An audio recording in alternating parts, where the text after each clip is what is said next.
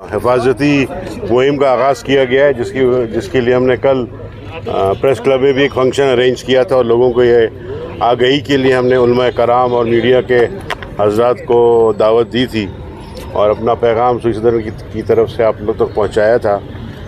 उसी हवाले से आज का भी एक पार्ट है जिसमें हमने अपने गाड़ियों पर बैनर्स लगाए हैं कि सेफ्टी के हवाले से लोगों में आगाही दी जाए कि गैस का इस्तेमाल बहुत एहतियात से करें, स्पेशली विंटर के मौसम में, सर्दियों के मौसम में। रात के सोते वक्त या दिन में भी अगर किसी वक्त कोई सो रहा है तो वो उससे पहले अपने हीटर्स के बटन्स बंद कर दे, पीछे जो वेल्व्स लगे हैं उनको बंद कर दे और रबर पाइप की जगह लोहे का पाइप या गैल्वेनाइज्ड पाइप जिसको GI पाइप कहते हैं वो अच्छी क्वालिटी का ख़रीद के उसे फ़िट कराएं और किसी प्रॉपर फिटर से कराएं ताकि किसी हादसे का सबब कोई हादसे का शिकार ना हो। अल्लाह ताला सबको अपनी हिफाजत में रखे। तो बेसिकली हमारा मकसद सिर्फ ये है कि लोगों को आगाही दी जाए कि एहतियात से गैस का इस्तेमाल करें। अल्लाह की नेमतों में से एक बहुत बड़ी नेमत है जिसका इस्तेमाल हमें बहुत एहतियात से करना चाहिए। अच्छा सर, साथ में पूरी बात करने इसके अलावा जो रबर पाइप लोग इस्तेमाल करते हैं उसमें भी एहतियात बरती जाए। पहली बात है उसके इस्तेमाल ना करें, अगर किसी वजह से करना पड़ जाता है तो उसमें क्लिप का इस्तेमाल ज़रूर करें ताकि वो किसी का कोई पाँव से ठोकर लग जाए या कोई प्रेशर बढ़ जाए तो वो निकल ना जाए। तो वो निकल जाता है तो गैस चलती रहती है तो उसकी वजह से कोई हादसे का सबब बन सकता है। तो बस ये आप सबसे गुजारिश है। और दूसरी एक अहम चीज़ और कि मीडिया के ताउन से इस वक्त सब लोग मौजूद हैं, कंप्रेसर का इस्तेमाल बहुत ज़्यादा बढ़ गया है।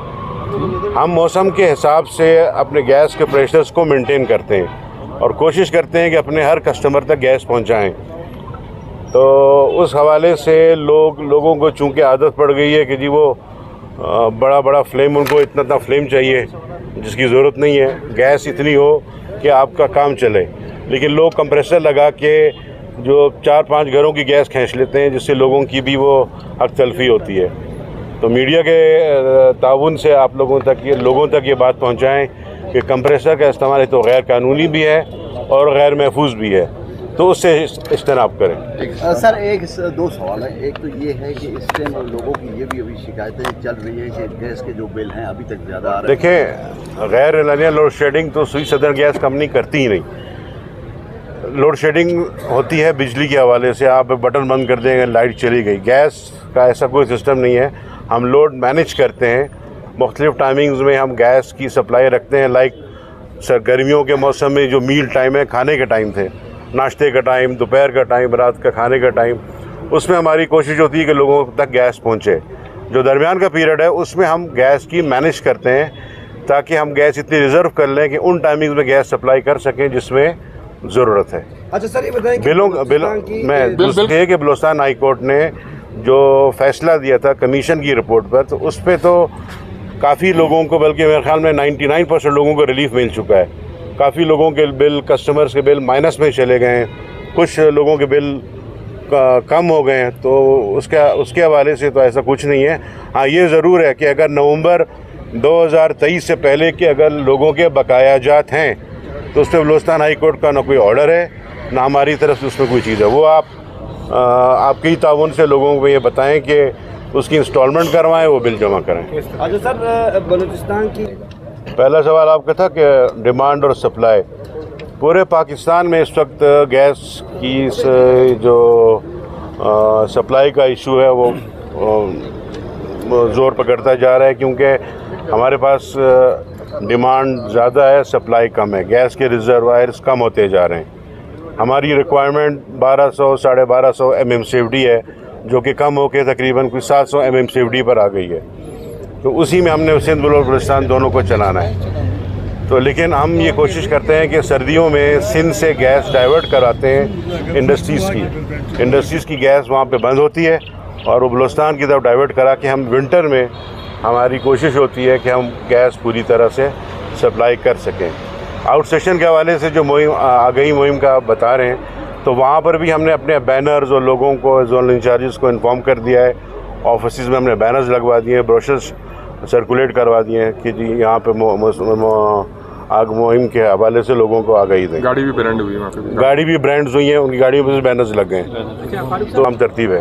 फारूक साहब ये फरमाइए कि आपने तमाम ब्लेम जो देखिए, प्रेशर मेंटेनेंस के हवाले से हमने 2023-24 में कोई 500 मिलियन की स्कीम्स हमने कंप्लीट की हैं, जिसकी मिसाल आपकी Sariab road, Sabzo road, eastern bypass, western bypass, 16 inch loop line, Nawa Killi के 12 इंच की लाइन। तो ये कोई हमने 50 करोड़ के प्रोजेक्ट्स किए हैं, जिसकी वजह से प्रेशर्स के मामला काफ़ी हद तक बेहतर हुए हैं। दूसरी बात जो मैंने आपको बताई कि गैस प्रेशर में वैसे भी हमें कमी का सामना है, उसकी वजह ये है कि हमारी सप्लाई कम है, लेकिन हम मैनेज करते हैं। स्पेशली सर्दियों में हम ज़रूर मैनेज करेंगे कि लोगों को गैस पहुँचे। अच्छा फारूक साहब, आप का जो भी अल्लाह ताला सबको महफूज रखे ना, हमारी भी कोशिश होती है कि ऐसा कोई वाक़या ना हो, और आप लोगों की भी ये कोशिश होनी चाहिए।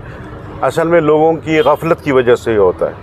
गफलत, मैंने जैसे पहले गुजारिश की कि लोग रबर का पाइप इस्तेमाल करते हैं। अभी तक जितने भी वाक़यात हुए, कल हमने एक ब्रीफिंग दी प्रेस क्लब में, और उसमें इनको तमाम लोगों को स्लाइड्स दिखाई गई, और उनमें तमाम में यही था कि नाकिस किस्म की फ़िटिंग, प्लास्टिक की फ़िटिंग्स, रबर पाइप की फ़िटिंग्स और बग़ैर क्लिप्स के आपने फ़िटिंग सी हुई है।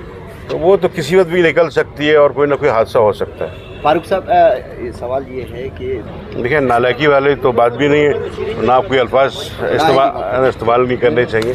मसला मकसद ये है कि ये मैंने आपको फिर बताता चलूँ कि गैस की कमी का सामना है पूरे पाकिस्तान में, जिसकी वजह से बैन इम्पोज किया गया है गवर्नमेंट ऑफ पाकिस्तान ने। फेडरल गवर्नमेंट का ये डोमेन है और ये 2021 से लगा हुआ है, और ये फ़िलहाल ये कंटिन्यू है पूरे पाकिस्तान में। जब तक ये कनेक्शंस पे पाबंदी हटेगी नहीं, हम कनेक्शन लगा नहीं सकेंगे। Thank you.